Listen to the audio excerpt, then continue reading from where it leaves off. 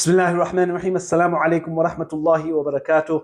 And I'm back with another video about halal and McDonald's.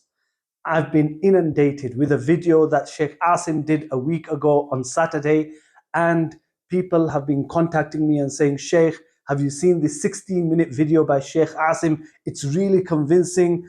I sat down, I watched it, and I was disappointed. Very, very disappointed. There was nothing new that tells you anything different than what I answered with previously. But let me make this clear. First of all, I'm going to apologize to Shaykh Assim.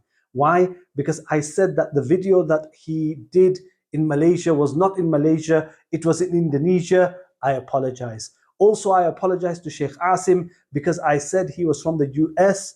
It turns out, and that was my mistake, he hasn't been to the US for 40 years. He is still in Saudi Arabia, and maybe that is why he is making a huge error in this particular position that he has adopted when he says that Muslims can eat beef burger and chicken burger in McDonald's or Burger King in the West, in UK, in US. Maybe that's the reason. And I also apologize that I have to do this video again. I spoke to Shaykh Assim after I saw his video on Saturday last week. I spoke to him on the Sunday morning for more than half an hour, trying to explain to him why his position is erroneous and he has made a mistake.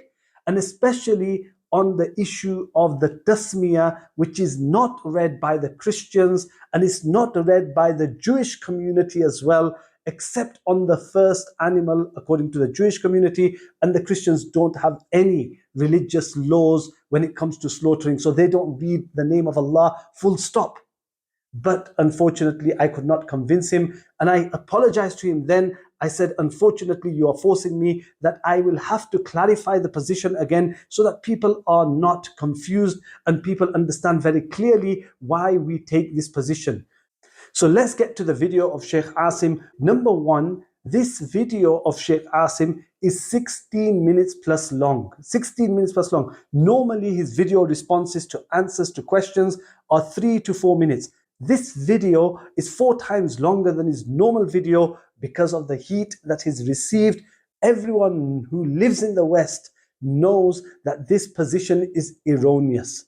The du'at, the ulama, and the normal public have given many comments to Shaykh Assim that you've got this wrong. Secondly, let's see what he says in this video. First, he says, we jumped the gun. No, we didn't jump the gun. This is the position of the majority of the ulama throughout the world. Secondly, he says, ask if you don't know. Ask those who know if you do not know. I say to you, Shaykh Assim, the same. If you do not know the answer to this question, or if you are not sure, or if you feel that people are telling you differently, go and ask those who live in the West, who work in the slaughterhouses, shuyukh who go and visit slaughterhouses. Go and ask them the normal position and the normal practices that go on in the slaughterhouses, and then base your decision on this. Allah says in the Quran, فَاسْأَلُوا أَهْلَ الذِّكْرِ إِن كُنْتُمْ لَا تَعْلَمُونَ. Ask those who have knowledge if you do not know. Then Shaykh mentions the animals that we are allowed to eat. We agree with him. Then Shaykh mentions who is allowed to slaughter: a Muslim, a Christian, and a Jew. We agree with him. Then he mentions the conditions as to when those animals will be allowed to be eaten, if it's those animals, if it's a Christian or a Jew or a Muslim slaughtering. Then there are still some added conditions which all the ulama have mentioned and which Shaykh Assim agrees with. Number one, that the animal should be slaughtered. And number two, the name of Allah needs to be said on that animal at the time of slaughter. It has to be said. So we agree with him. The issue today that we are going to discuss, I can't cover every single point of Shaykh Asim's video, but I think this one point needs to be highlighted. Inshallah, this should be enough to make you understand that Shaykh Asim's position is not valid and is not viable. What is this? It is the saying of the Tasmiyah at the time of slaughter. According to majority of the scholars, including Shaykh Ibn Uthaymeen, Shaykh bin Baz, Shaykh al-Islam Ibn Taymiyyah, Shaykh Ibn al-Qayyim, it is necessary for the slaughterman to say the name of Allah at the time of slaughter. Otherwise, the animal will not be halal. if it is deliberately omitted, if deliberately a person does not say the name of Allah willfully, deliberately, then that animal will not be halal. That animal will not be halal according to all these scholars. This is from chapter 6, verse number 121. Now Shaykh Asim says that if the meat comes from Muslim, Jewish, Christian, you do not ask. And he quotes a hadith where meat came, and this is a hadith reported by Hazrat Aisha radiallahu ta'ala anha, and they said, did they say the name of Allah on this meat? And the Prophet sallallahu alaihi wasallam said, you say the name of Allah and you eat.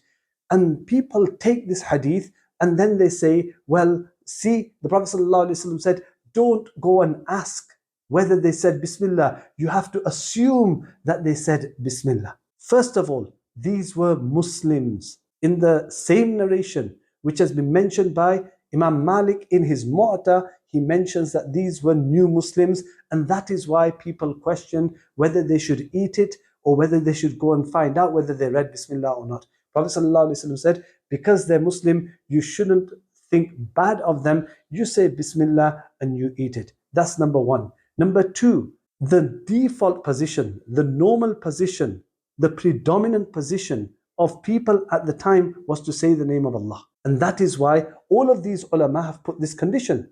If they never said the name of Allah, then why would Shaykh ibn Uthaymeen put that as a condition?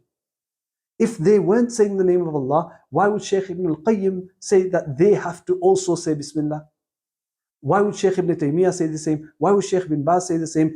The only reason why they've put that as a condition is because everyone used to say Bismillah on the animal at the time of slaughter, whether they were Muslim, whether they were Christian, or whether they were Jew. Now, today we need to ask, what is the normal position of the Christian community? Do they even have a position of saying the name of Allah at the time of slaughter? No, they do not have any laws at the time of slaughter.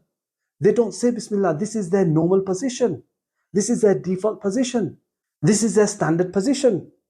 This is their custom, that there is no name of Allah at the time of slaughter. You go and ask any Christian priest, you can go and ask the Pope, you can go and ask the bishop, you can go and ask the archbishop, you can go and ask any Christian, and they will tell you there is no concept of us saying the name of Allah at the time of slaughter. So if that is the case, then the normal position in the Christian community is that the name of Allah is deliberately omitted at the time of slaughter because there is no concept of saying the name of Allah at the time of slaughter. Now you go and see the books and the fatwa of Shaykh ibn Uthaymeen, Shaykh ibn Baz, Shaykh ibn al-Qayyim, Shaykh al-Islam ibn Taymiyyah. All of them say that that animal which is slaughtered without the name of Allah, the name of Allah has been deliberately omitted, then it is not allowed to be eaten. It is not halal.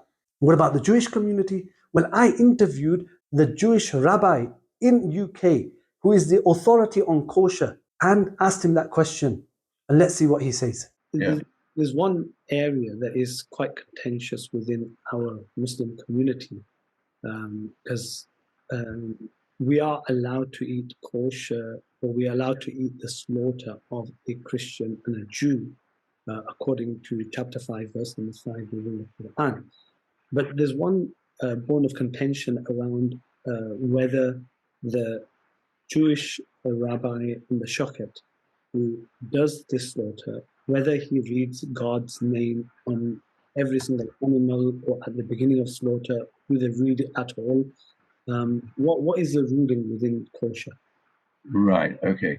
Well, before the shochet starts to his the session of shita, or slaughtering the animal, he pronounces a benediction, a blessing, where he accepts that God is the King of the universe, who has given us the commandment to slaughter the animal in the way prescribed by Jewish law, and he does invoke the name of God, but it's not necessary for him to do it for each and every animal.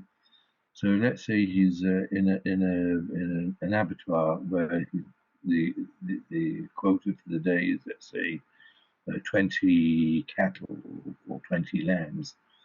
So he makes the bracha, the benediction, the blessing, at the start, and provided there's been no interruption in that session, that benediction is good for all the amount that he's going to slaughter. If that session stops, for example, let's say he stops for lunch and another shochet comes, he makes another blessing. But it's not made on each and every one. I know in Islam, the Tasmiyah, I think that's what it's called. That's right. Has to be, yeah, it has to be for every single animal. Yes. But it's not necessary in Jewish law. Provided he said the blessing at the beginning, that suffices for the number of animals that is going to be slaughtered. So it's per session. Per session, exactly. Yeah, thank you. Yeah. So you see, he even knows the Muslim position and he even knows their position. And they don't say the name of Allah except on the first animal. Now, if that is the case, and we know this as their normal position, as their standard position, as their default position, then the question is, what would Shaykh Ibn Uthaymeen say to that kind of slaughter? Well, we know that he's not here, but fortunately, there was a similar question asked when he was around. Let's listen. فإن هذا الذابح جهل في كونه لا يذبح إلا على أول واحدة، لا يسمي في كونه لا يسمي إلا على أول واحدة، وذلك أن كل ذبح أو أن ذبح كل واحدة يجب أن يسمي عليها الله سبحانه وتعالى، لأن ذبح كل واحدة فعل مستقل عن الأخرى، فلا بد من أن يسمي على كل واحدة على حدتها، فإن لم يفعل فإن ما لم يسمى عليه لا يحل أكله، لقوله تعالى ولا تأكلوا مما لم يذكر اسم الله عليه وإنه لفسق. ومن العجب أن هذا الذابح يقول إنه يشق عليه أن يسمي عند ذبح كل واحدة، مع أن النطق أسهل من الفعل، فإذا كان لا يشق عليه أن يذبح كل واحدة وحدها فكيف يشق عليه أن يسمي على كل واحدة؟ وعلى هذا فالواجب أن يسمي الله سبحانه وتعالى على كل واحدة، ولا يحل أكل ما لم يسمى الله عليه، لما تلوناه من الآية الكريمة ولقول النبي صلى الله عليه وسلم ما أنهر الدم وذكر اسم الله عليه فكلوا إلا السن والظفر فإن السن عظم وإن الظفر من الحبشة. نعم. So there we have it. Shaykh Ibn Uthaymeen says that if Allah's name has only been said on the first animal, the rest of the animals are not allowed to be eaten. They are not halal because the name of Allah has been deliberately omitted. Now, my friends, I ask you the question. In the West, especially in the UK, especially in the US, whether you believe it's a Christian country or not, we don't believe it's a Christian country. But even if it's a Christian country and it's Christian slaughtering, their normal practice, their default practice, their normal position, their standard position is that they don't say the name of Allah. And you have to base the ruling on their standard position, which is easily available, easily accessible. We can't turn a blind eye and say, no, we don't want to know. We can't become deaf and say that, oh, I don't want to hear. We have to know what the position is of the Christians who are slaughtering today, if they are Christian, and what the position of the Jewish community is if they are slaughtering.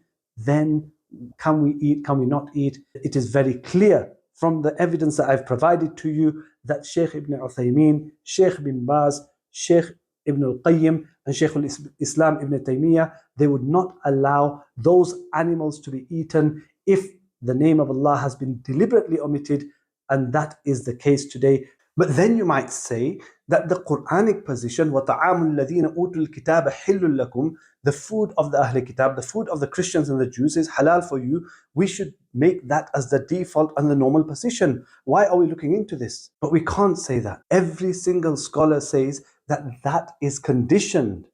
That is conditioned by making sure that the dhabih has to be Christian, Muslim or Jew. The dhabih says the name of Allah at the time of slaughter.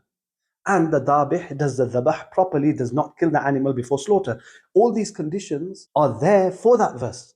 Now, if you know that any one of those conditions is not being met as a normal practice, as a standard practice, as a default practice, then one has to take that into account when you are giving a fatwa, when you are giving a ruling, when you are advising somebody whether to eat or not. And what I am saying is that if Shaykh Ibn Uthaymeen had this information in front of him, that this is a normal practice of the Christian community, of the Jewish community, and he's written what the conditions are, I definitely believe that he would not give the fatwa of eating McDonald's today or Burger King today because of the easily available, easily accessible, very well known, common knowledge of how the Christians and the Jews slaughter in this day and age.